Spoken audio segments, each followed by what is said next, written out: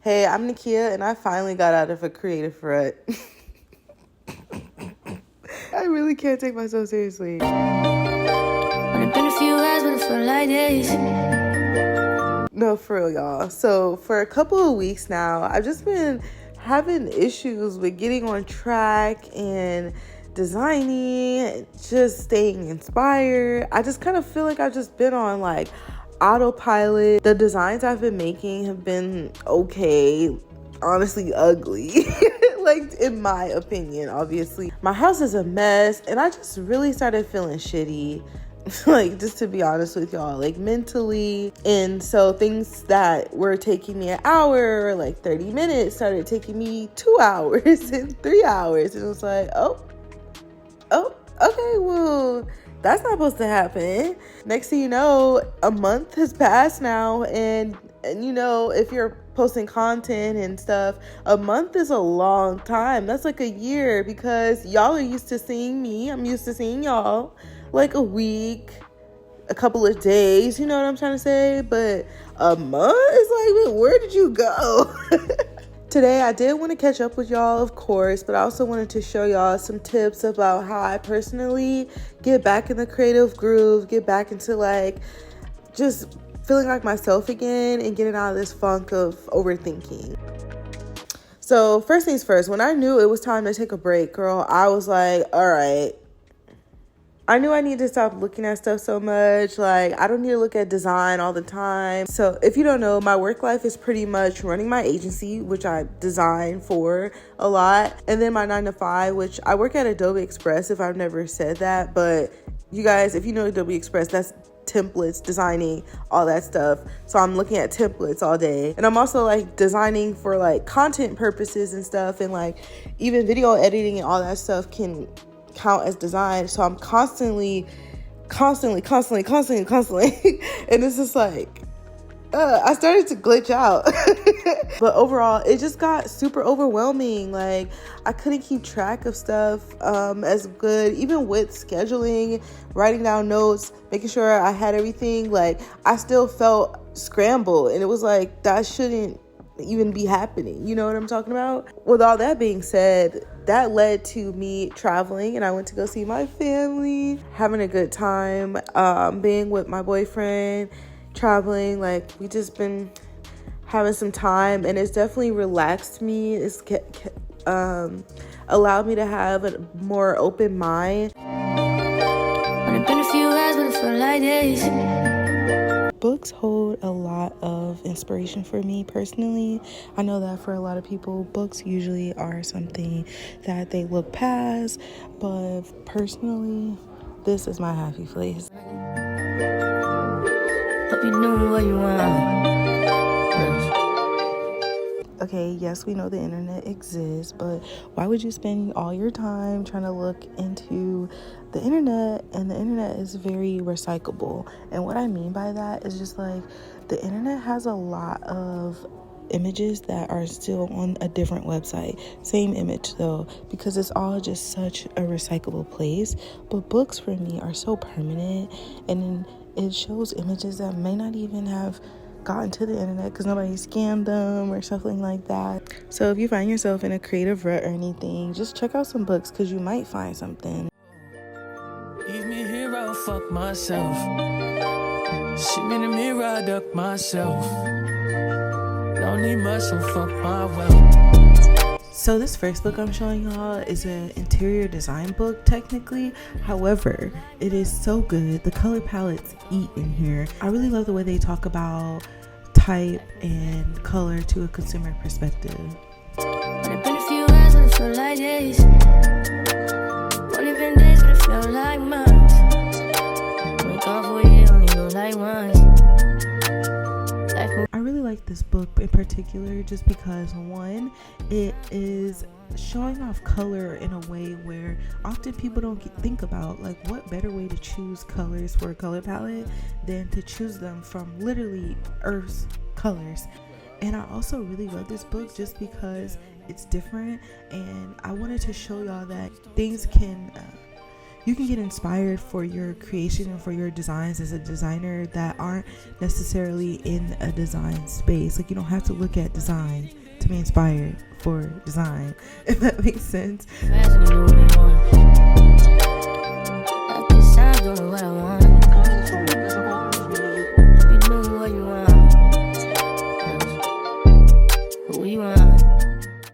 So I'm showing y'all the magazine section just because I'm letting y'all know to not ever sleep on the magazine section at Barnes & Noble, because even if you don't live in like a high area where it's like more artsy and fashionable like LA or New York or anything, you can still go to Barnes & Nobles and get your fix for some really great magazines like from across the world, from London, UK, France. Like literally you can find it at Barnes & Noble. Do not sleep.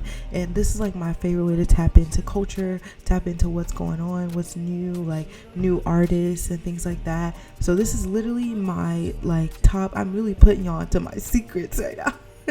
So I just let y'all to know, do not sleep on this, because this is really the one and not the two. This is like my favorite section. I usually go here first, but I had to save it for last.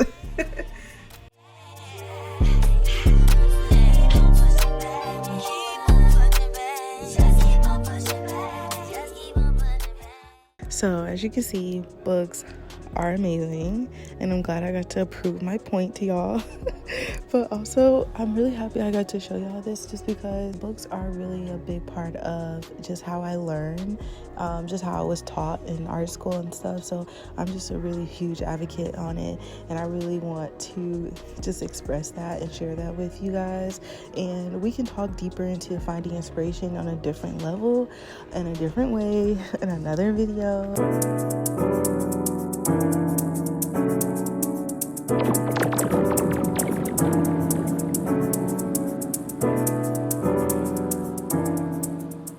So in the beginning of this video, I talked about how I just felt like I couldn't get organized even with me listing my task out and all that stuff. But lately I went back to what I know best, calendars. And I know that's like so basic, but sometimes you have to go back to basics and stop over complicating things, stop over planning things in order to get stuff done. You know what I'm saying? So I want to go through and show y'all how I organize my calendar, show y'all how I get everything together, because it's a lot and it can be a lot to manage. So first things first, this is my Google Calendar. Love her down. She's color coded. She's everything. I even use special colors so it can be like a nice cute little color palette. But I wanted to kind of show y'all what my past week looks like. So sometimes I can't get everything in. Let me try to show y'all a full week. So this is pretty full too. This was insane, but this wasn't my best organization. First things first, I want to show y'all everything. Google is set up by calendars. So each color or each moment in my life has a calendar. So Fits All Agency has a calendar, and that could mean anything under the sun, whether it's client work, design work, anything like that. When it comes to doing Fits All Agency, it's there. If it's like admin stuff, admin would be me planning stuff, me getting contracts together, me working on like taxes, budgets, and all that like boring stuff that comes with running a business, and also just my life too. That is like concluded as like admin. And then Adobe, that's my 9-to-5 job, so all of that's there with stuff I needed to do or meetings I had. And Adobe is pretty much the first thing I add into my week. So typically for my job, my 9-to-5, I will have some calendars and some meetings pop up here and there, but for the most part, I can see what my week will look like at work before anything else. So I really love that about my job, and I know what projects I'm got going on, so I know how to balance it all. The hard part comes in when stuff is due and stuff is part of like social media and tasks, because social media always gets pushed on the back burner for me personally, and I'm learning to not do that so much because I love it. Like I want to really, and it helps me get clients. Like it's really should not be on the back burner. But I do have a tab for do. For instance,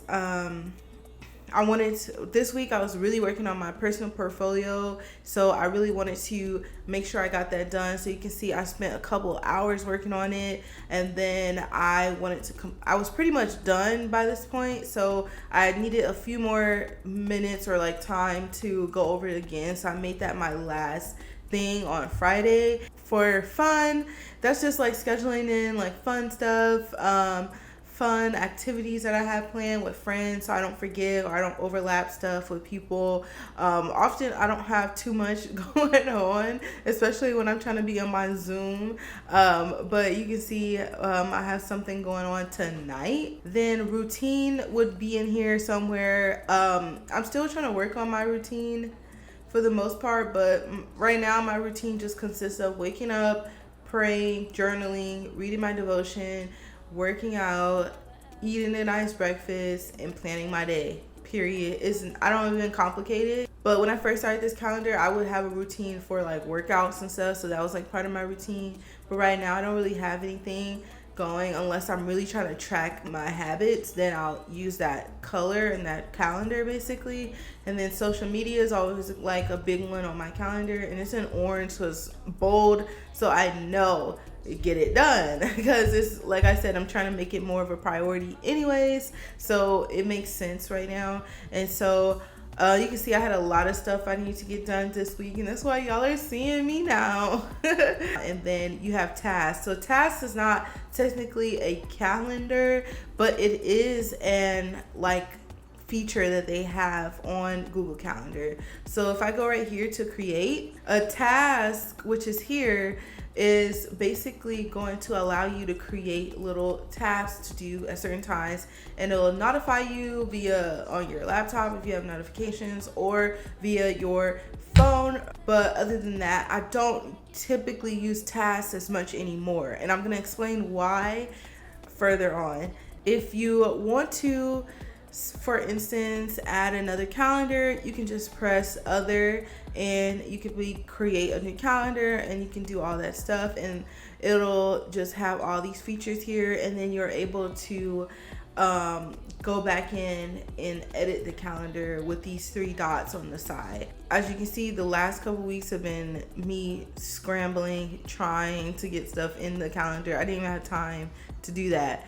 So, but yeah, Google Calendar and running a Google Calendar is not that hard. It's really easy to just navigate, put everything you need to do down for the week or for the day, and go about your business. And it'll help you keep on track with notifications. I've been really messing up when it comes to my time blocking allocation. So I will time block for me to do this portfolio work from 8:30 to 11 and keep working on it till 2, knowing I needed to start this poster video or start, I had meetings coming up, all this stuff. Like, girl, no, you gotta stop. In order for this to actually work, you have to stop at the time you allocate for.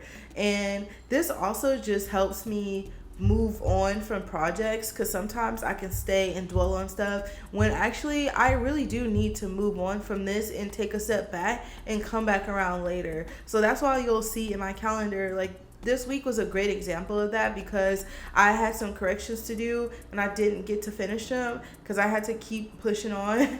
And then I also had to add that to Friday's task list as well, because that's something I was able to go back to. And you can see that with my portfolio as well. So that's just how I've been doing things, because it keeps me on track. It keeps me moving with all the different projects that I am juggling, instead of dropping the ball on one and doing so great on the other. Like, this can't happen. Like, I can do great at all things. I just need to balance my time and tell myself, like, hey, you gotta move on from a project. And like I said, to emphasize again, it just allows me to go back with fresh eyes, like a couple days later or the next day or the next morning or whatever.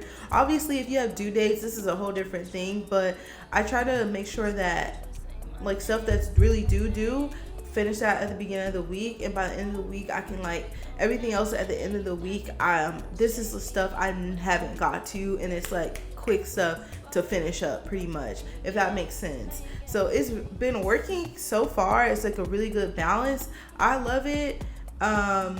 It keeps me on track. I can move stuff around via calendars from here on my computer and on my phone, and also on my Notion, because Notion has Notion calendar, and I haven't heard a lot of people talk about this, and I won't go too far deep into it, but this is my Notion calendar reflecting exactly what you see on my Google Calendar, which is chef's kiss, because y'all know I'm a Notion girly. But the difference between my Notion calendar and my Google Calendar is that my Notion calendar is connected to those calendar setups that you put for different tasks or things. For instance, I have my 12-week year thing, so all of that's here on the same day, like how I need to finish stuff. I'll have my content calendar that's also structured into my Notion template, and all of that stuff will be here as well. And then you can see it on the side here, like where it's coming from, but I can like hide calendars or show calendars, all that stuff. So it's all just really great. The only thing I don't like about it is that I don't know if it's me how I set it up, but they all kind of show as full all-day tasks, which is fine, but I rather have it show up as like I would love to integrate it into here, so I don't have to always put everything here, if that makes sense. But that's all I have for y'all for right now. I will do a full like Notion tour and all that stuff in the future, but for now this is what we have. And I wanted to say, like, this is just a way for me to allow my creativity to flow better, because I'm moving on with projects, I'm getting multiple things done, and I'm not like crowding my brain with one thing all day, if that makes sense. And that really drains me out quicker as well throughout the week. So yeah, all of these things come into factor with being creative and all that stuff. So I hope this is really helpful tips here. I'm back to just close out the video really quick and just say that I really hope that these tips could help you guys. Maybe if you're in a creative funk, or if you find yourself in one, this can be a video you refer to or send to a friend if they said that they have been feeling this way as well. And I really thank you guys for checking in on me. This is so dramatic. I hate feeling like dramatic like this, but this is it was just so fun and funny to kind of like see y'all's comments of like, girl, where you at? Like, what are you doing? Why aren't you on YouTube? You only posting on Instagram all day. Go get on that YouTube. But yeah, it's really just so nice. I really appreciate y'all. But yeah, I really appreciate y'all. I hope to keep growing. So please subscribe, like, and share this video with someone you love. All right, peace out. Finna put on the wrist. I need just a drop of that X on. On the song, gotta keep you a gun. I'm not a regular, but this. Fucking hope I know we can